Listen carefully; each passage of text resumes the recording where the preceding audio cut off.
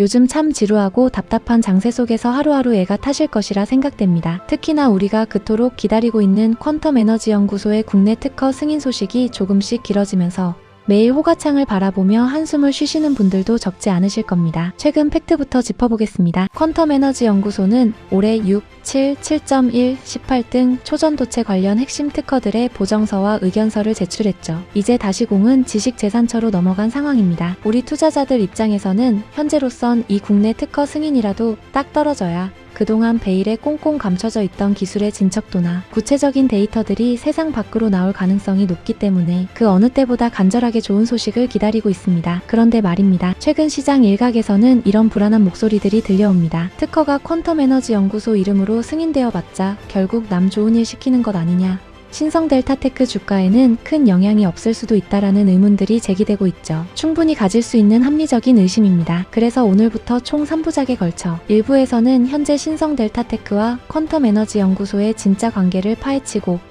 2부에서는 국내 특허 승인 이후 이들의 권력 구도는 어떻게 변할 것인가를, 마지막 3부에서는 결국 신성 델타테크가 최종적으로 노리고 있는 거대한 그림에 대한 저만의 뇌피셜을 전해드리겠습니다. 오늘 전해드릴 내용은 지난 3월 주주총회 현장에서 제가 직접 두 눈과 귀로 확인하고 느낀 생생한 분위기, 그리고 지금까지 공개된 퍼즐 조각들을 맞춰본 분석입니다. 아직 뚜렷한 호재 없이 지루한 횡보를 이어가는 이 시점에서 저의 뇌피셜이 더 큰 투자 담론을 만들어내는 트리거가 되기를 희망합니다. 자, 그럼 1부 본격적으로 시작하겠습니다.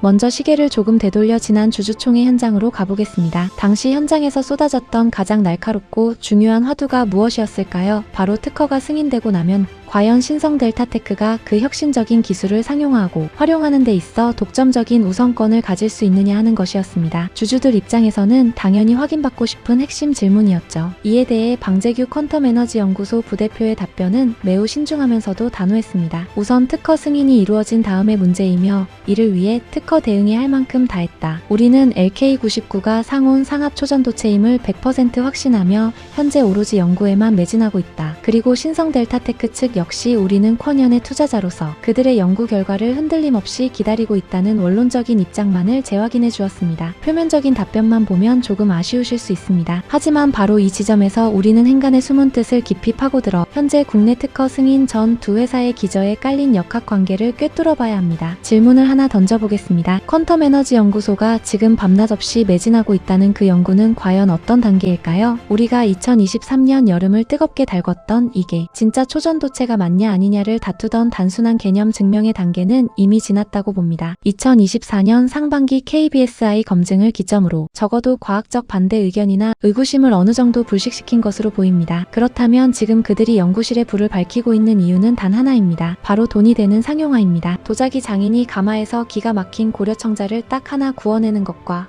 그걸 공장에서 하루에 수만 개씩 분량 없이 찍어내는 것은 완전히 다른 차원의 이야기입니다. 즉, 현재 퀀연의 연구는 이 마법의 돌을 어떻게 대량으로 만들어낼 것인가에 대한 수율 확보 문제, 그리고 실제 산업 현장에 적용하기 위한 최적의 제조 공정을 확립하는 방향으로 진척되었을 가능성이 매우 큽니다. 하지만 우리가 여기서 아주 냉정하고 객관적으로 상황을 짚어볼 필요가 있습니다. 만약 퀀연의 기술이 지금 당장 내일 아침이라도 반도체에 들어가고 전기차 배터리에 들어갈 만큼 수율 100%로 완벽하게 세팅되어 있다면 어떤 일이 벌어질까요? 애플, 구글, 마이크로소프트, 테슬라 같은 글로벌 빅테크 기업의 CEO들이 전용기를 타고 한국으로 날아와 퀀텀 에너지 연구소 문 앞에 번호표를 뽑고 줄을 서 있어야 정상입니다. 수십조, 수백조의 계약금을 들고 말이죠. 하지만 아직 그런 폭발적인 움직임은 보이지 않습니다. 이는 무엇을 의미할까요? 퀀연의 기술은 인류의 역사를 바꿀 위대한 씨앗임은 분명하지만 아직 그 씨앗을 무한대로 싹 틔울 양산의 마법까지는 시간이 조금 더 필요한 수준이라는 방증입니다. 기술은 확실하지만 완벽한 상용화까지는 약간의 틈이 존재하는 이 시기, 바로 이 미묘한 타이밍이 두 회사의 관계를 이해하는 핵심 키워드입니다. 퀀연이 아직 글로벌 빅테크를 상대로 당당히 호령할 수준이 아니라는 강력한 힌트를 우리는 과거 퀀텀 엔솔 설립 비하인드 스토리에서 명확하게 찾아볼 수 있습니다. 당시 설립론의 과정에서 한 유력한 반도체 관련 회사가 투자를 빌미로 퀀연 측에 접근했습니다. 거대 자본을 무기로 삼아 지분 구조를 흔들고 핵심 기술에 대한 무리한 요구를 해왔던 것으로 알려져 있죠. 피도 눈물도 없는 자본시장에서 아직 양산 능력을 갖추지 못한 원천 기술 보유자가 거대 자본을 만났을 때 어떻게 기술을 뺏기고 흡수당하는지를 보여주는 전형적인 징후였습니다. 이때 퀀텀 에너지 연구소의 이석배 대표가 선택한 생존 전략이 무엇이었을까요? 바로 신성 델타테크와의 강력한 연대였습니다. 이석배 대표가 이 세상에서 가장 중요하게 그리고 목숨처럼 지키고자 하는 것은 단 두 가지입니다. 첫째는 연구를 끝까지 주도할 수 있는 경영권, 둘째는 외부로 절대 유출되어서는 안 될 기술의 철통 보안입니다. 그 위기의 순간 신성 델타테크가 방패막이로 나서며 합작회사 형태인 ASC랩을 탄생시켰습니다. 거대 자본의 무리한 입김을 막아내면서도 연구에 필요한 자금과 인프라를 안정적으로 수혈받을 수 있는 구조를 짠 것이죠. 쿼년의 관점에서 생각해보면 지금 당장 조 단위의 돈을 싸들고 오는 대기업은 쿼년을 통째로 집어삼키려 들 것입니다. 반대로 자본력이 없는 벤처 캐피탈은 끝없는 연구 개발비를 감당할 수 없겠죠. 이런 딜레마 속에서 신성 델타테크는 그야말로 골디락스 같은 존재입니다. 쿼년을 억압하거나 기술을 뺏을 만큼의 초거대 자본주의적 폭력성을 띠지 않으면서도 언제든 수백억 원의 자금을 동원할 수 있는 탄탄한 현금 창출력을 가진 건실한 중견기업. 쿼년의 경영진을 전적으로 존중하며 기다리겠다고 말해주는 매너 있는 파트너. 현재 퀀텀 에너지 연구소 입장에서는 대기업의 자본력에 휘둘리지 않고 묵묵히 연구를 완성할 수 있는 세상에서 가장 완벽하고 유일무이한 파트너가 바로 신성 델타테크인 셈입니다.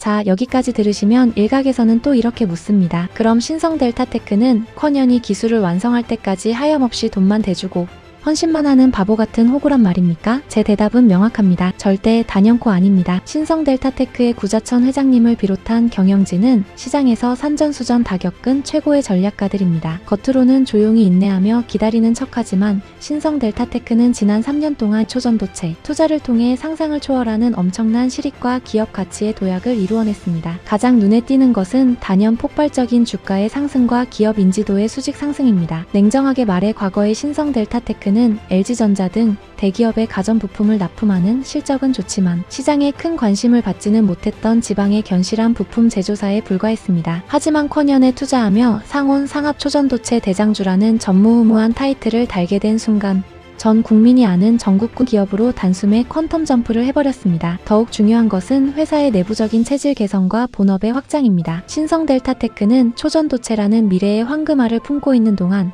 가전부품이라는 안정적인 캐시카우를 바탕으로 2차전지 부품, 첨단 로봇 산업, 그리고 차세대 ESS 등 고부가가치 신사업으로 포트폴리오를 거침없이 확장하고 있습니다. 국내 특허 승인이 지연되고 상용화 연구가 길어지는 지금의 이 1분 1초의 시간, 겉보기에는 답답한 정책이 같지만 두 회사에게는 최고의 황금기입니다. 퀀텀 에너지 연구소는 신성 델타테크가 만들어준 외부의 외풍이 완벽히 차단된 따뜻하고 안전한 온실 속에서 누구의 눈치도 보지 않고 수율과 양산을 위한 마지막 퍼즐을 맞추는 연구에만 미친 듯이 집중하고 있습니다. 반대로 신성 델타테크는 훗날 2초 전도체 기술이 완성되어 세상에 나왔을 때 이 거대한 기술을 직접 양산하고 부품화할 수 있는 거대한 공장과 막강한 자본력을 축적하며 회사의 뼈대를 완전히 뜯어고칠 수 있는 천재일우의 기회를 즐기고 있는 것입니다. 결국 신성은 초전도체라는 강력한 테마로 시장의 자금과 이목을 끌어당기는 동시에 그 자본과 명성을 바탕으로 본업의 펀더멘털을 끌어올리는 완벽한 양동 작전을 성공시키고 있는 셈입니다.